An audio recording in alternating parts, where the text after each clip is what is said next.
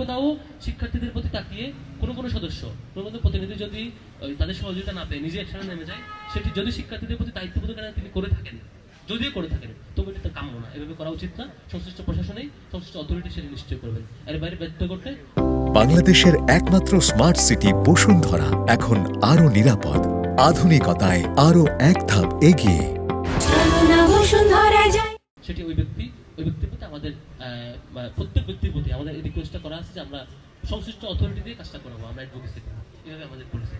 Number 1 সেটা হচ্ছে বিশ্ববিদ্যালয়ের মাদকের বিরুদ্ধে এবং অন্যান্য অন্যায় বিচারের বিরুদ্ধে আমরা স্ট্যান্ড নিই। আমরা বারবার দেখেছি প্রশাসন আমাদেরকে অসহযোগিতা করেছে, বরং বিপরীতভাবে বিরোধিতা করেছে, আমাদেরকে সে কাজ বাস্তবায়ন করতে দেয়। প্রত্যেকটা কাজে আপনারা দেখেছেন, ইভেন ছোট ছোট সংস্কার কাজ থেকে শুরু করে বড় বড় প্রকল্প, প্রত্যেকটা কাজে একটা চক্র, একটা বিশেষ গ্রুপ, সেটা শিক্ষকদের এবং কর্মচারীদের, তারা যৌথভাবে এই কাজগুলো বাস্তবায়ন যাতে করতে না পারে সেই চেষ্টা করেছে। সেই জায়গায় আমাদের ডাকসুর নির্বাচিত সদস্যরা এবং নির্বাচিত প্রতিনিধি বারবার আমরা চ্যালেঞ্জের মুখোমুখি হয়েছি এবং আমরা জানিয়ে রেখেছি।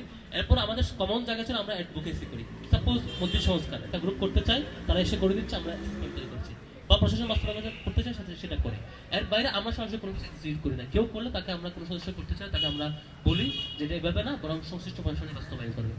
কোথাও শিক্ষার্থীদের প্রতি তাকিয়ে কোনো সদস্য কোনো প্রতিনিধি যদি তাদের সহযোগিতা না পেয়ে নিজে একসাথে নেমে যায়, সেটি যদি শিক্ষার্থীদের প্রতি দায়িত্ববোধ তিনি করে থাকেন, যদিও করে থাকেন, তবে এটা কাম্য না, এভাবে করা উচিত না। সংশ্লিষ্ট প্রশাসনেই সংশ্লিষ্ট অথরিটি সেটি নিশ্চয় করবেন। এর বাইরে ব্যর্থ করলে সেটি ওই ব্যক্তির প্রতি আমাদের প্রত্যেক ব্যক্তির প্রতি আমাদের এই রিকোয়েস্টটা করা আছে যে আমরা সংশ্লিষ্ট অথরিটি দিয়ে কাজটা করাবো, আমরা অ্যাডভোকেসি করবো, এভাবে আমাদের পলিসি।